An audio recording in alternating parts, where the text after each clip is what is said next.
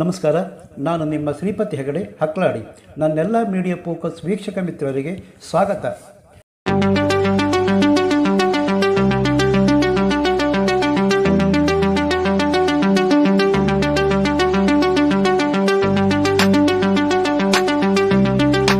ಸಿಂಹ ಮುಂಗಾಲೆತ್ತಿ ಬೀಸಿದರೆ ಪಡಿಚ, ಹುಲಿ ಪಂಜ ಬಿಡಿಸಿ ಕೆನ್ನೆಗೊಂದು ಬಾರಿಸಿದರೆ ಅಪ್ಪಚ್ಚಿ, ಸೀಳು ನಾಯಿ ಹಿಂಡು ಬಾಯಿ ಹಾಕಿದರೆ ಒಂದು ಹಿಡಿ ಮಾಂಸ ಸಿಗೋದು ಕಷ್ಟ.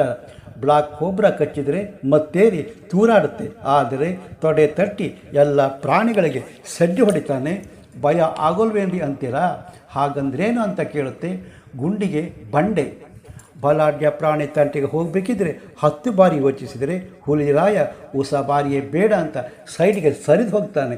ಸೀಳು ನಾಯಿ ಪಲಾಯನ ಮಾಡಿದರೆ ಎಣ್ಣೆ ಹೊಡೆದು ತೂರಾಡ್ತಾರಲ್ಲ, ಹಾಗೆ ಕಾಳಿಂಗ ಕಡಿದರೆ ಮತ್ತೇರಿಸಿ ಆಹಾ ಸ್ವರ್ಗಕ್ಕೆ 3 ಗೇಣೂರಿ ಅಂತ ಖುಷಿ ಪಡುತ್ತೆ. ಇದು ಪ್ರಾಣಿ ಲೋಕದ ಅಚ್ಚರಿಯ ಪ್ರಾಣಿ.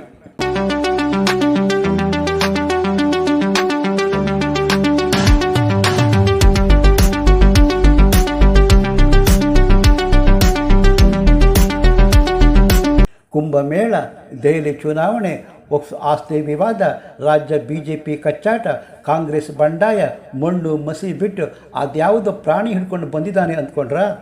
ಬೋರ್ ಕಣ್ರಿ. ಅದಕ್ಕೆ ಒಂದು ಚೇಂಜ್, ಸ್ವಲ್ಪ ರಿಲ್ಯಾಕ್ಸ್. ಏನಂತೀರ ಗೆಳೆಯರೆ? ಅಂದ ಹಾಗೆ ಆ ಪ್ರಾಣಿ ಗಿನ್ನಿಸ್ ಬುಕ್ ರೆಕಾರ್ಡ್ ಮಾಡಿದ್ದೀರಿ. ಹಾಗಾದರೆ ಆ ಪ್ರಾಣಿ ಯಾವುದು? ಅದಕ್ಕೆ ಎಲ್ಲಿಂದ ಅಷ್ಟು ಧೈರ್ಯ ಬಂತು? ಅದರ ಹಕ್ಕಿಕತ್ತೇನು? ಮತ್ತೆ ಕತೆಡ ನೋಡೋಣ ಬನ್ನಿ.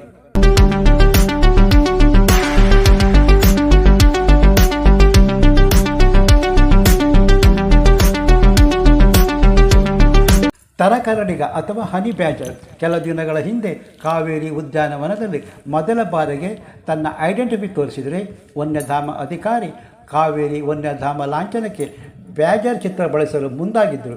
ಇದು ಹನಿ ಬ್ಯಾಜರ್ ತಾಕತ್ತು.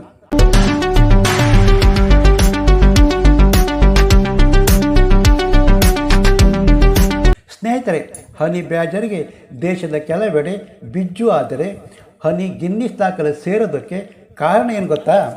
ಧೈರ್ಯ, ಭಯರಹಿತ ಗುಣ. ಬಲಿ ಚಕ್ರವರ್ತಿ ವಾಮನನ ತಲೆ ಮೇಲೆ ಕಾಲಿಟ್ಟು ಪಾತಾಳಕ್ಕೆ ಕಳಿಸಿದ್ನಲ್ಲ, ಹಾಗೆ ಚಿಕ್ಕ ಗಾತ್ರ ಆದರೆ ಬಲಶಾಲಿ. ಹುಲಿ ಸಿಂಹಗಳ ಕಥನಕ್ಕೆ ಕರೀತಾನೆ. ಅತ್ಯಂತ ವಿಷಕಾರಿ ಹಾವು ಚಪ್ಪರಿಸಿ ಮುಗ್ತಾನೆ. ಹುಲಿ ಸಿಂಹಗಳೇ ಮುಳ್ಳು ಹೊಂದಿ ಮುಟ್ಟೋಕೆ ಹೆದರಿದರೆ ಬ್ಯಾಜರ್ ಡೋಂಟ್ ಕೇರ್. ಜೇನುಗೂಡಿಗೆ ಚೋಟು ತೋರಿಸಿ ತಿನ್ನೋದು ಅತ್ಯಂತ ಪ್ರಿಯ ಹವ್ಯಾಸ.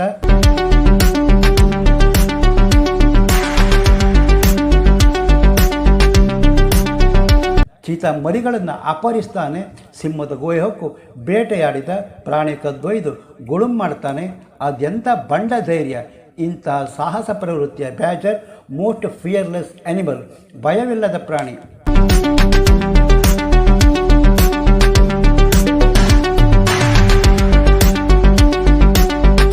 ಹನಿ ಬ್ಯಾಜರ್ ಮೆಲ್ಲಿವೋರ ಕುಟುಂಬಕ್ಕೆ ಸೇರಿದರೆ 1860ರ ದಶಕದಲ್ಲಿ ಬ್ಯಾಜರ್ ಗುಂಪಿಗೆ ಸೇರಿಸಲಾಗಿದ್ದರು.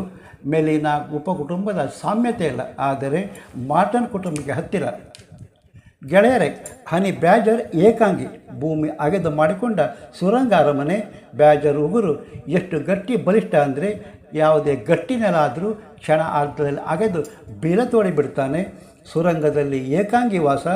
ಬೆಳಕ್ಕೆ ಸಿಂಗಲ್ ಡೋರು. ಮಲಗೋಕೆ ರೂಮು ಮಾಡಿಕೊಳ್ಳುವಷ್ಟು ಬುದ್ಧಿವಂತ. ಬ್ಯಾಜರ್ ಅಬ್ಬಬ್ಬ ಅಂದರೂ 1 ರಿಂದ 3 ಮೀಟರ್ ಉದ್ದ.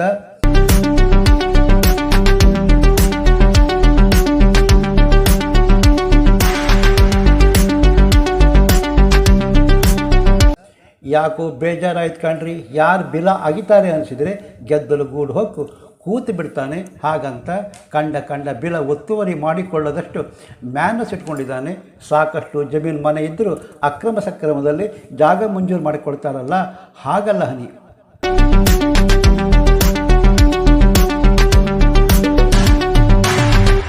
1997ರಲ್ಲಿ ಹನಿ ಬ್ಯಾಜಸ್ ಕಾಲರ್ ಬಳಸಿ ಚಿತ್ರೀಕರಿಸಿದ್ದುಂಟು. ಹಾಗಂತ ಉಪಕರಣ ಬಳಸಿ ನಿಗಾ ಇಡೋದು ಕಷ್ಟದ ಕೆಲಸ. ಹಾಗಾಗಿ ಹನಿ ಬ್ಯಾಜರ್ ಅಕೌಂಟ್ ಸಿಗೋಲ್ಲ, ಆದರೆ ಅವನತಿ ಹಾದಿಯಲ್ಲಿ ಇದ್ದಾನೆ ಎನ್ನಬಹುದು. ಹನಿ ಬ್ಯಾಜರ್ ಬೇರೆ ಪ್ರಾಣಿ ದಾಳಿಗೆ ಸಿಕ್ಕಿ ತಪ್ಪಿಸಿಕೊಳ್ಳೋದು ಕಷ್ಟ ಅನಿಸಿದರೆ ದಾಳಿ ಪರಿಣಾಮ ಕ್ರೂರ. ಕದನದಲ್ಲಿ ದಣಿವರಿಯದ ಯೋಧ. ಹಾಗಾಗಿ ಪ್ರಾಣಿಗಳು ಬ್ಯಾಜರ್ ಮೇಲೆ ದಾಳಿಗೆ ಹಿಂದೇಟು ಹಾಕ್ತವೆ ಅಂದರೆ ಅದೆಂಥ ಗುಂಡಿಗೆ ಇರಬೇಕು.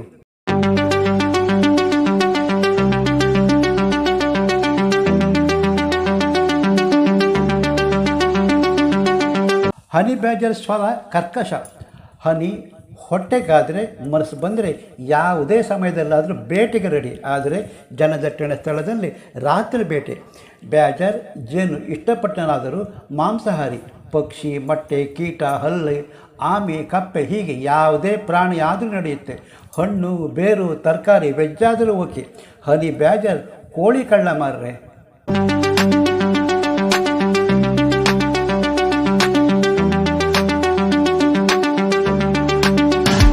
ಹನಿ ಬ್ಯಾಜರ್ ಪ್ಲಸ್ ಪಾಯಿಂಟೇ ದವಡೆ. ಅದೆಷ್ಟು ಗಟ್ಟಿ ಅಂದರೆ ಆಮೆ ಓಡು ಸಹಿತ ನಿರಾಸವಾಗಿ ತಿಂದು ಮುಗಿಸಿಬಿಡುತ್ತಾನೆ. ಹೆಚ್ಚು ವಿಷಕಾರಿ ಹಾವುಗಳು ಬಿಡೋಲ್ಲ. ಭಾರತದಲ್ಲಿ ಬ್ಯಾಜರ್ ಹೂತ ಶವ ಆಗದಿದ್ದೂ ಉಂಟು.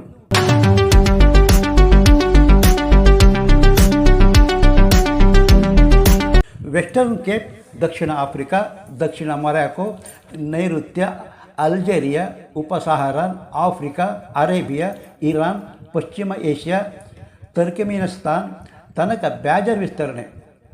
ಹನಿ ಬ್ಯಾಜರ್ ಸಾಕಷ್ಟು ಉದ್ದದೆಯ, ದಷ್ಟಪುಷ್ಟ. ಹಿಂಭಾಗ ಅಗಲ, ಚರ್ಮ ಸಡಿಲ, ಕುತ್ತಿಗೆ ಸುತ್ತಲ ಚರ್ಮ 6 ಮಿಲಿಮೀಟರ್ ದಪ್ಪ, ತಲೆ ಪುಟ್ಟದು, ಚಪ್ಪಟೆ ಮೂತಿ, ಕಣ್ಣು ಚಿಕ್ಕದು, ಪಾದದಲ್ಲಿ 5 ಬೆರಳು, ಗಟ್ಟಿ ಉಗುರು, ಹಿಂಗಾರು ಚಿಕ್ಕದು, ಬಾಲ ಚಿಕ್ಕದಾದರೂ ಉದ್ದುದ್ದ ಕೂದಲು, 23ರಿಂದ 28 ಸೆಂಟಿಮೀಟರ್ ಎತ್ತರ, 68ರಿಂದ 75 ಸೆಂಟಿಮೀಟರ್ ಉದ್ದ. ಹೆಣ್ಣು ಗಂಡಿಗಿಂತ ಚಿಕ್ಕದಾದರೂ ಗಂಡಿಗಿಂತ ಹೆಚ್ಚು ತೂಗ್ತಾಳೆ. ಗಂಡು 12ರಿಂದ 16 ಕಿಲೋಗ್ರಾಂ ತೂಕ. ಆದರೆ ಬ್ಯಾಜರ್ ಗುದ ಚರ್ಮಚ್ಚೆಲ ಹೊಂದಿದ್ದು ಗಬ್ಬುನಾಥ ಉಸಿರುಗಟ್ಟಿಸುತ್ತೆ ಎನ್ನಲಾಗುತ್ತೆ. ಜೇನುಗೂಡು ಮೇಲೆ ದಾಳಿ ಮಾಡುವಾಗ ಜೇನುಗುಣ ನಿಷ್ಕ್ರಿಯೆಗೆ ನಾಥ ಸಹಕಾರಿ ಎನ್ನಲಾಗುತ್ತೆ.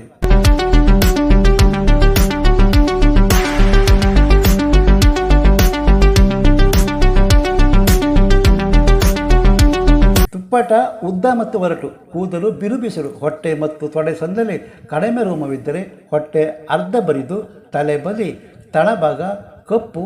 ವೆಸ್ಟ್ ಇಂಡೀಸ್ ಕ್ರಿಕೆಟರ್ ಸೋಟ್ಮೇಯರ್ ನೆತ್ತಿ ಮೇಲೆ ಡೈ ಮಾಡಿ ಬೆಳ್ಳಗೆ ಮಾಡಿಕೊಂಡಿದ್ದಾನಲ್ಲ, ಹಾಗೆ ಬ್ಯಾಜರ್ ತಲೆಯಿಂದ ಬಾಲದ ತನಕ ಬಿಳಿ ಟೊಪ್ಪಿ. ಆದರೆ ಬ್ಯಾಜರ್ ಬಲಿಷ್ಠ ಪ್ರಾಣಿ. ಬೇಟೆ ಸಮಯ ಅವುಗಳ ಗುಪ್ತಾಂಗ ಸೂಕ್ಷ್ಮ ಹಾಗೂ ಬಾಯಿ ಮೇಲೆ ದಾಳಿ ಮಾಡುತ್ತೆ. ಹಾಗಾಗಿ ಬಲಿಷ್ಠ ಪ್ರಾಣಿಗಳು ಬ್ಯಾಜರ್ ಸಹವಾಸ ಬೇಡದ ಪಕ್ಕಕ್ಕೆ ಸರಿದು ಹೋಗ್ತವೆ.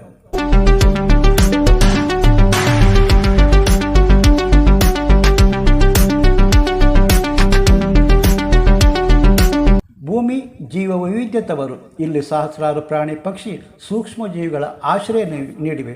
ಅದೆಷ್ಟೋ ಜೀವ ವೈವಿಧ್ಯ ಕಾಲಚಕ್ರದ ಹೊಡೆತಕ್ಕೆ ಸಿಕ್ಕಿ ನಶಿಸಿ ಹೋಗಿವೆ. ಮಾನವ ದುರಾಸೆ, ಪರಿಸರ ನಾಶ, ಜೀವ ವೈವಿಧ್ಯತೆ ಅವನತಿಗೆ ಕಾರಣ. ಒಂದು ಜೀವಿ ಅಂತ್ಯ ಆಯಿತು ಅಂತಾದರೆ ಒಂದಿಡೀ ಪರಿಸರ ಸಮತೋಲನ ತಪ್ಪುತ್ತೆ. ಕಪ್ಪೆಗೆ ಗರಂ ಮಸಾಲ ಹಾಕಿ ಖಾದ್ಯ ಮಾಡಿ ತಿಂದ ಪರಿಣಾಮ ಸೊಳ್ಳೆ ಮುಕ್ತಿಗೆ ಗಪ್ಪು ಮೀನು ಸಾಕುವ ಸ್ಥಿತಿ. ಹನಿ ಬ್ಯಾಜರ್ ನಮಗೆ ಅವಶ್ಯವಿಲ್ಲದಿದ್ದರೂ ಪರಿಸರಕ್ಕೆ ಅವಶ್ಯವಿದೆ. ಅವನತೆಯಲ್ಲಿದ್ದ ಹನಿ ಉಳಿಸಿಕೊಳ್ಳುವ ಜರೂರತ್ತಿದೆ. ಭೂಮಿ ಸಹಜೀವನದ ತೊಟ್ಟಿಲು.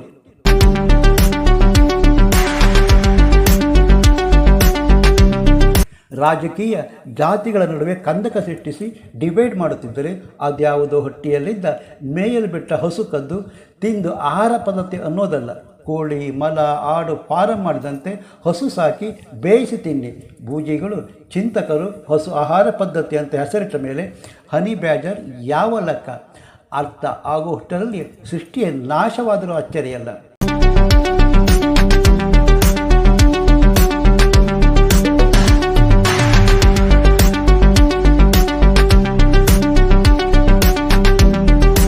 ಗೆಳೆಯರೇ, ಇದಿಷ್ಟು ಹನಿ ಬ್ಯಾಜರ್ ಹಿನ್ನೆಲೆ.